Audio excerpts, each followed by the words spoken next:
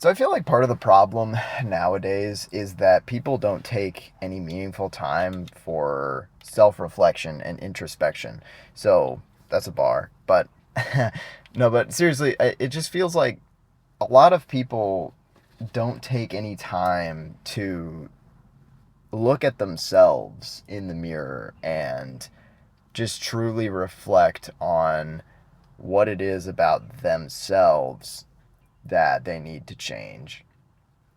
And a lot of people do do this, but a lot of people don't. And I think that that is a big problem, especially in the current age, because it is easier than ever before to just go online and enter into one of these echo chambers where you never really ever have to encounter any opposing viewpoint. And I think that's a serious problem because you're never going to grow if you aren't challenged, and that goes for physical and mental growth, right? If you want to grow physically, you have to push yourself through exercise, right? You have to work out. You have to whatever it is, but if you want to grow, you have to push yourself, right? You have to face difficulty. And it's the same with mental growth. And I think that honestly, even just the concept of mental growth was really quite foreign, even to me, for a while. And I think that it's a problem. Like, we don't really talk about mental growth. We talk about physical growth and, like, oh, I'm finding myself, spiritual growth, potentially even. But, like, we don't just talk about, like, okay, mental growth, becoming more rational, becoming more capable of thinking about ideas, becoming more capable of defending ideas, and becoming more capable of dissecting ideas. I think that that's extremely important to be able to do, you know, because we also are in, we're in the modern age and we have the potential to do a lot of good with a lot of new ideas.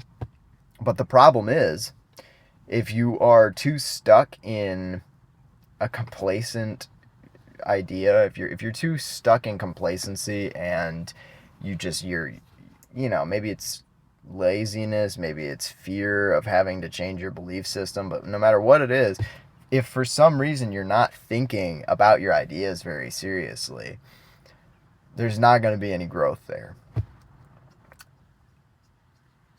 And so you might think, okay, well, how do I fix that, right? And if you're thinking, how do I fix that, then you're off to the races. You're good, pretty much, right? Because I feel like that's honestly the biggest issue, right? That's what I'm talking about right now is like not even thinking about how to fix it. And so, but the fix is very easy. It's just talk to people who have opposing viewpoints, but not like don't argue with them, but just talk to them, right? Have a rational conversation with them and seriously think about their ideas, right? And I'm not saying that you have to change your opinion either, right? Like, to grow mentally, you can still have the same opinions. It's just about having an open mind and being willing to listen to opposing viewpoints and maybe adopting some of their points and keeping some of your own, or coming up with maybe you look at their viewpoint and then you see like, oh well, actually there's a problem with this, so I think my viewpoint's actually correct. Or on the other end, you look at your viewpoint at the end of the conversation and you say, you know what, I was completely wrong, it's time to switch over to the other view. And yes, it's uncomfortable, but it's vital. It really is vital. I mean, like I just said it, but I'm going to say it again. I mean, we're in an age where you can hop on Reddit and you're in an echo chamber. You're part of these different subreddits that are all just championing your view on different topics. And the thing is, even if somebody isn't championing your view, even if they're proponents of the alternative view, you literally can just scroll past it and never have to interact with it. Or if you do choose to interact with it, a lot of the time it's just spewing hate mail at each other, you know, through a screen. And so it's just like, you can literally go your entire life practically without seriously engaging with any ideas. I mean, seriously, like you can literally go an entire lifetime without seriously engaging with any ideas. Yeah, I mean, and I mean, it is because it's scary. It is scary. I mean, if you're familiar with Socrates, the philosopher, like they literally, the Greeks had him killed because he was challenging ideas, right?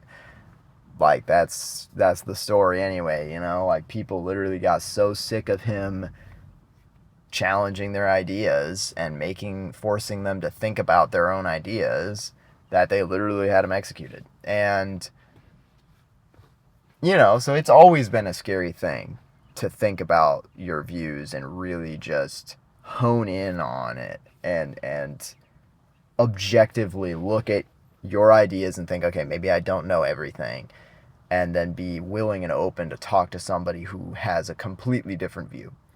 It is scary, but the thing is, again, it's like, look, if you're interested in growth of any kind, mental has to also be there, right? You have to have some mental growth present. Otherwise, it's kind of all for nothing, really, because let's be honest. I mean, you know, like, yeah, would you rather have both? Sure. But at the end of the day, would you rather be like strong, but an absolute moron? Or would you rather be like a genius and maybe not be quite as strong, right? Like, I feel like, I don't know, it could kind of go either way, I guess. But a lot of people, when you ask them that question, a lot of people will say, like, oh, well, I'd rather be a genius because then I could, like, whatever. And it's like, okay, but you're not showing that, right? Because I feel like challenging your ideas and coming up with a really just solid worldview, because that's what it's about as well. It's about forging the lens through which you view the world. It's not just about, like, challenging specific ideas. It's about building a way that you can look at the world that answers pretty much every question there is, right? And the way that you test it to make sure that it answers questions is you actually ask those questions, right? And that's like people stop with just, oh, yeah, my worldview answers all that. And they never actually end up asking questions to verify it, right? Like a simple question of, does God exist? A lot of people don't even really tackle that question. They just go, oh, yes or no, and then they just kind of move on. Or maybe they have a worldview of go, yeah, God exists. But then they just kind of stop there and are like, well, okay, is there morality, immorality? And I'm not trying to get like super duper deep and philosophical or nothing, but just, you know, it's about having a worldview that is really comprehensive, I think is very important, because how you view the world is how you interact with the world.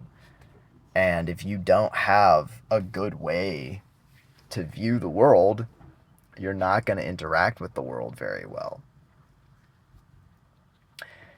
So that's it. As always, if you made it all the way to the end, I appreciate you. I hope you have a great rest of your day. Peace.